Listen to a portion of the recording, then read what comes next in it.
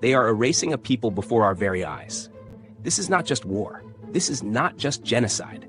This is the slow and grinding dismantling of the core of Palestinian life: family, care, memory, and children. The future itself. Homes have become rubble. Schools are now graveyards. Parents carry tiny bodies in blankets instead of backpacks. Since October of 2023, more than 53,000 Palestinians have been killed. Over 17,000 of them were children. These are not statistics. These are bedtime stories never told, laughter never heard again. Hospitals are turned into tombs, not because of neglect, but because they are bombed. Gaza's children, what's left of them, are starving, their bodies shrunken to bone in silence. And yet, the world spins. We check emails, we scroll, we sip overpriced oat milk lattes in the United States, while a generation of children is being methodically erased.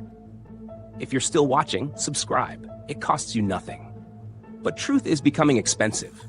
Imagine this. You wake up, feed your kids, get them ready for school, maybe run back because someone forgot their shoes. You fight traffic. You're annoyed.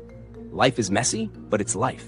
Now imagine never waking up again. Imagine your children's school flattened by a missile before lunch. That's not a hypothetical. That's Tuesday in Gaza. And yet we're told this is security. We're told this is defense. If blowing up hospitals, starving infants, and erasing entire families is defense, then language has failed us. Or worse, we have failed language.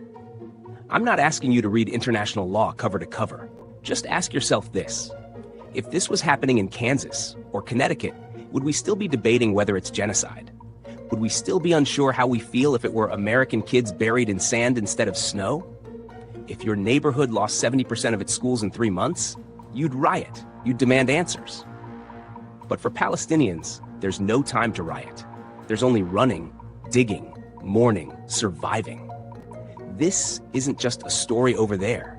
This is your tax dollars, folks. The United States sends over $3 billion annually in military aid to Israel, much of it unconditional. That's your money turning Gaza's universities into dust and Gaza's newborns into numbers.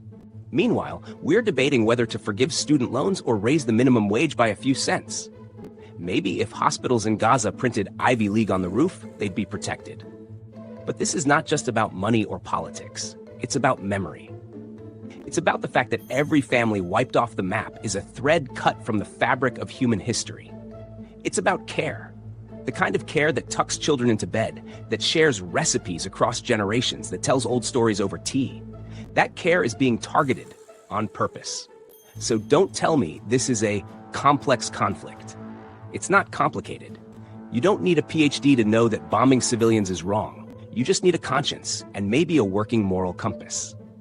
We tell ourselves we're tired, we don't have time.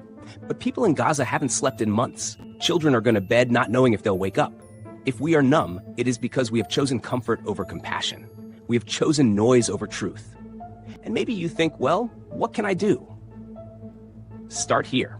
Start by not looking away. Start by refusing to be gaslit by sanitized headlines.